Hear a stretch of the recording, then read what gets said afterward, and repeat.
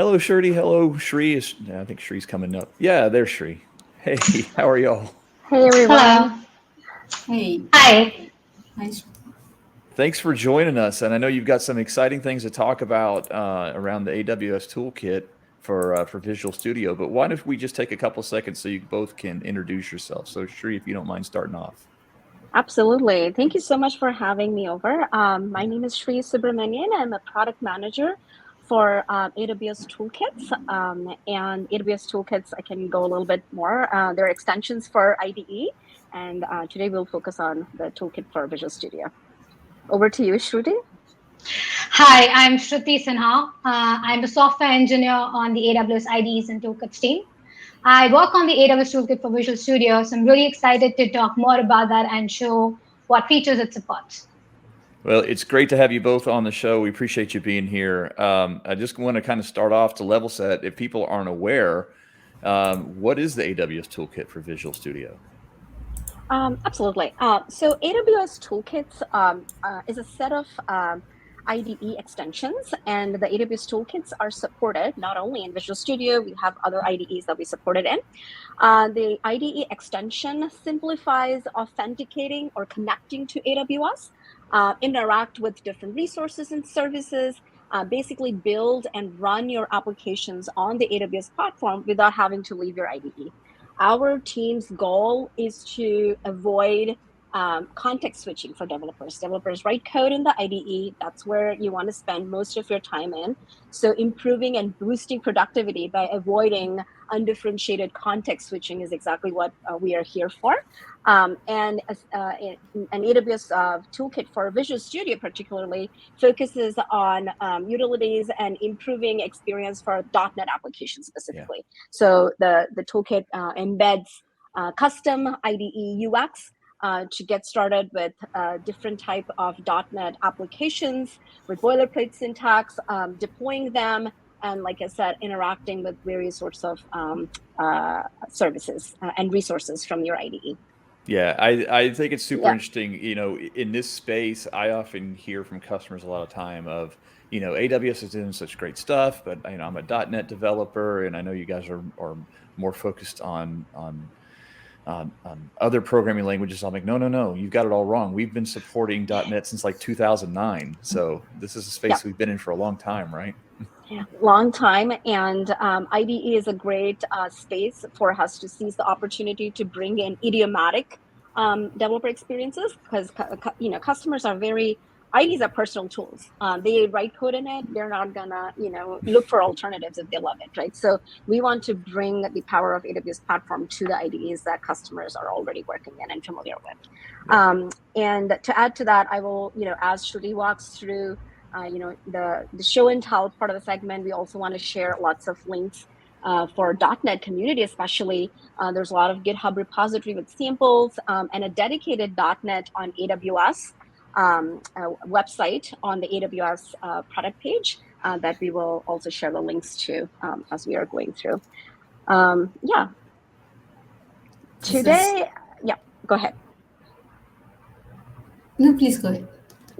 Oh, I was gonna say I can talk on and on about the toolkits because I'm super passionate about the space. Really, we also support in all the JetBrains IDEs and VS Code for those who don't know broadly what the AWS Toolkit space covers, and the built-in IDE UI within Cloud9 also, which is AWS native IDE product. For today, we are really excited to share a little bit more about a feature that we launched recently on Wednesday. I think we announced Amazon CloudWatch logs integration in Visual Studio. This has been a very frequent request for obvious reasons. Developers want to look at logs as they're writing code in the IDE. And we've been incrementally releasing it in other IDEs. And this week, we got it out in Visual Studio. And we're super excited to show you some other components as well as dive deep in the CloudWatch logs aspect in Visual Studio. Interesting, and it's quite recent. So how is this going to enable developers and support them in their experience? Yeah, absolutely. So I think like like integration with other services and resources, CloudWatch Log enables convenient IDE functionality to access logs, filter through them, and go through like specific use cases on how they can watch their applications being deployed, catch any failures, and things like that. Again, I probably oversaid this, but I can't say this enough. We want to avoid context switching at all costs for developers. We know how much cognitive toll it takes. There's a new term right now, developer toil, right? I love that even more. We don't want developer toil, productive or otherwise, but toil is not necessary when you don't have to do the things that is already being taken care of by modern IDEs, which really are magical. So I would like to put it over to Shruti. If talk is great, but if you guys are interested in seeing things, that'll be even more exciting. Awesome, thank you. Yeah. Thank you, Shri. That was an amazing overview of the toolkit and what we do in our team. So I'll just get right to it. I have the AWS Toolkit for Visual Studio installed on my Visual Studio IDE for version 2022. As you can see on my screen, I already have a few things up. To get started with the AWS Toolkit for Visual Studio, you need one or more valid set of AWS credentials, which gives you the capability to look at resources and interact with resources in your AWS account. As you can see, this is the AWS Explorer, which lists the vast multitude of services we support. Some notable ones include EC2, S3, Lambda, Elastic Beanstalk, to name a few. The Explorer also gives you a nice UI to switch between different accounts as well as regions. I'm currently in the US East Ohio region. For my credentials, I'm using basic credentials using access key and secret key. And this is what the toolkit looks like when you get started with it. I'm going to start with the CloudWatch logs integration. But before I do that, are there any questions on the toolkit in general? None for me. Sounds good. So I'll just jump right in. As you can see, we have now gained an Amazon CloudWatch node right here. So the Explorer is structured in a tree-like structure. If you expand on it, you now see log groups. If you select that and do a right click, you see a context menu for view. And if you click that, this presents a log groups explorer right in the same window as Solution Explorer, where you usually tend to see your projects loaded in Visual Studio. Yeah. As you can see, it lists all my log groups for this particular region and account. I can easily search through these. So let's talk about a couple of scenarios that I'm going to speak about right here. I want to go to an ECS task, which has a task definition of first run. So I'm going to try to filter it. Sorry, my keyboard is doing a little thing, so I'm going to try that. All right.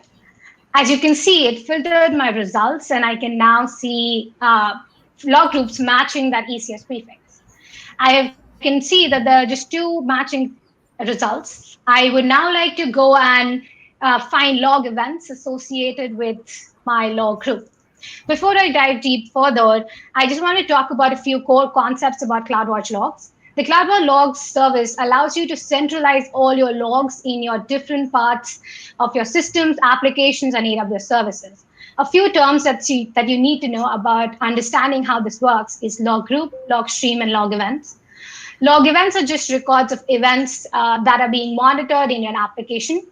Log streams are a group of log events that have the same source, which in this case would be the same application or resource you're monitoring.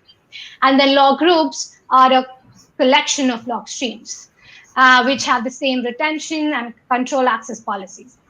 So this is my log group associated with my ECS task. As you can see, it now lists all the log streams that are contained in my log group. I have a bunch of those, and it shows all of those ordered in a sequential order, currently ordered by the last event time and the log stream name. What is last event time? It's the last recorded event for that particular stream, and it's shown right here.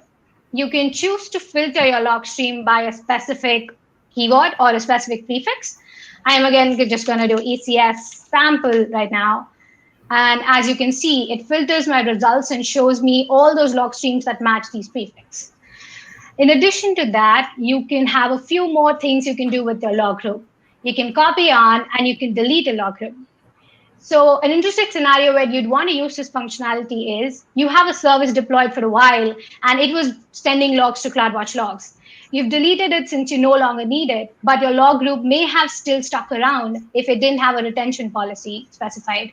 These tend to live forever if you don't have it supplied in a, like if you do not have it set. Otherwise, so you can choose to delete and then you can click yes to ensure that you know you want to proceed with this operation. If no, you can just go ahead and click no. For now, I'm just going to click no because I do not want to delete it. And that's my log groups. I am now going to focus on another interesting feature that we've added. You can view logs associated with your specific services and resources. So I'm going to go to my Lambda function called S3 recognition. Let's get that up. What this Lambda function does is that it analyzes images stored in a particular S3 bucket and uses Amazon recognition to detect labels on it. And this Lambda function gets triggered every time I upload an object to my bucket. I'm just going to do a simple test function. I'm going to try to invoke it, and it would give me a null reference exception because it was expecting a S3 object, but I didn't give it any.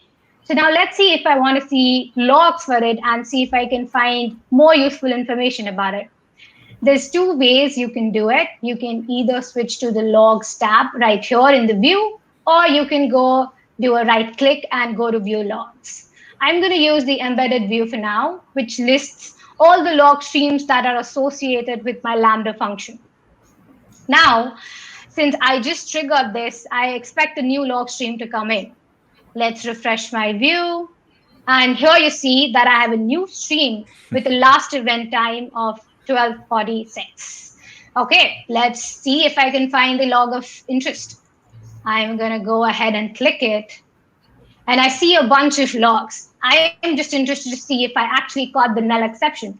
So I will type null, and it gives me a set of the log that I was looking for. So that helps me understand what my error message was.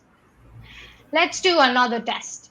I am going to try to upload to my bucket a file that is not an actual image, like a text file. Yeah. Let's go ahead and upload it. And let's do hello.txt.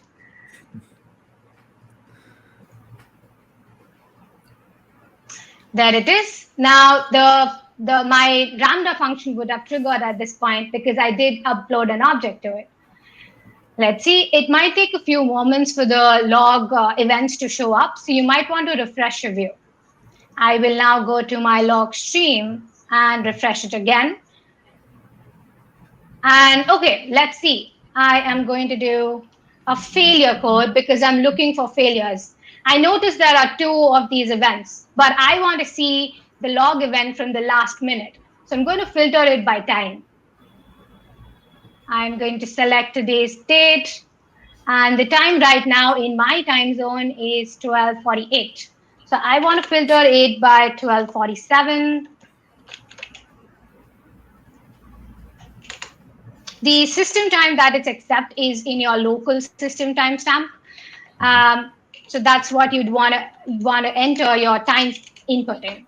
I uploaded it, I set that in, and now you see I only have one failure message, which is what I was looking for. And I see it says object hello text is not a supported image type. You can choose to toggle and remove your time filter if you'd like by easily clearing it, and then it gives you the results, or by just removing that. I'm going to clear my filter text as well and just get all the logs if I stream. You can, the thing to note is these filtered patterns are case sensitive. You can learn more about those through navigating to this link. One small and one last feature that I'd like to talk about is the ability to download streams. So I'm going to go to the view from here for viewing logs. and I am going to try to download my stream. So I have a bunch of streams right here. I'm just going to select it, do a right click, and select export stream to file. You can see you're prompted with a location to save your file. I'm just going to choose my videos folder and save it. And it presents you with the status of the download, like how the download is progressing. In addition to an output message that says your CloudWatch stream has been downloaded and at what location. What this helps you do is you can use it for further processing and further analysis, or like for future analysis. Mm-hmm. So this was just a quick overview of all the features we support today. Just to recap, we allow you to view, search, filter, as well as store your log streams, events right in your IDE. This gives you the capability to view your logs in real time with your application, helps you out in your debug loop. And one more thing that I'd like to point out is we have the option for you to give us feedback. We are always looking for options to incrementally improve our toolkit, our features, and we invite you to leave us feedback through this tool right inside the toolkit, where you can leave feedback. You can also talk to us on GitHub by cutting us an issue or by sending us feature requests. We'd love to learn more about your use case and assist you with that. One more option to leave that is through the extensions menu right here through AWS Toolkit. You can leave us feedback. As she mentioned before, you have links to the .NET on AWS page, as well as cut us issues on GitHub. So this is just a quick overview of the interesting features we have for you to see, as well as like various services that you can interact with in the toolkit. Shruti, really appreciate that overview. That's fantastic. That's some pretty cool stuff. And I know the CloudWatch integration is something that our customers have been asking for a long time. So it's great to see that we've gotten it into the toolkit, the Visual Studio toolkit. That's fantastic. Yeah, this is awesome. I wanted to add, I was glad that you covered the feedback option. And also another little nugget in your search string where you typed, there are these deep links. Such thought has been gone into the UX design, and just like beaming with happiness. Learn more about filter patterns. Why would you not get the toolkits? It's like a one-stop shop to just run your Visual Studio on steroids, so you can write applications and run them on AWS. So I think, you should just get it. And like Shruti mentioned, the team hangs out pretty much on the open source, or if you want to send, avoid the context switch again to GitHub, send us feedback right from within the IDE. That's also appreciated. And we prioritize your feature requests right away. Yeah. I think Brad sums it up well. This is a huge win for Visual Studio developers. So that's fantastic. And you know what else? What I think is important that we need to point out is that we're trying to bring the power of AWS to people, regardless of the IDE that you like to use, regardless of the language you want to develop in. It's out there for everybody. So that kind of brings me to my next question: is what versions of Visual Studio is this supported on? I can take that question. We support it for Visual Studio 2019 and 2022 currently. Okay, cool. Yeah. And this came up in chat real quick. I think one of our teammates, an engineer from our team, Chris, he also mentioned this. There's a question about other IDEs supported. Just quickly to recap, the AWS Toolkits. The IDE extension is supported for all JetBrains IDEs like PyCharm, WebStorm, IntelliJ, you name it, DataGrid, DataGrid as well, and for VS Code as well. And the easiest way to get the toolkit, like in any IDE, would be the extensions menu, and you just look up AWS Toolkit. It will pull up the version that's compatible for the IDE version you're running on. So that's the easiest way to download it. There's only one AWS Toolkit, and you will have it installed. And after that, it's a very guided experience. Very cool.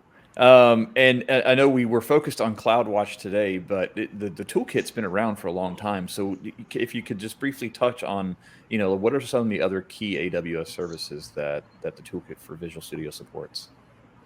Sure.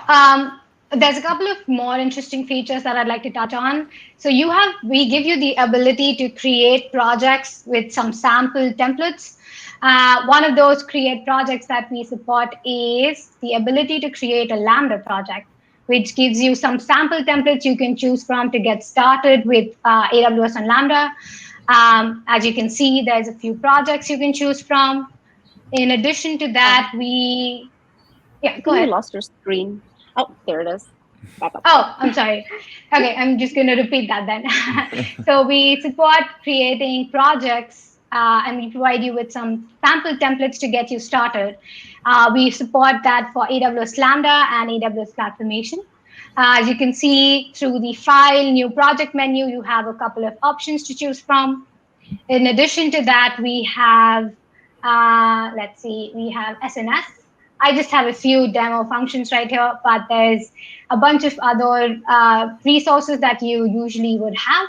There's CloudFormation, that Elastic Beanstalk support. There's CloudFront, there's DynamoDB, and there's Elastic Container Service, which I briefly touched upon. In addition to that, I don't have it open at the moment, but there is support for code commit in the toolkit as well. That's just a few that I can think about at the top of the head, but I'm sure there's more that I'm probably missing at the moment, but yeah.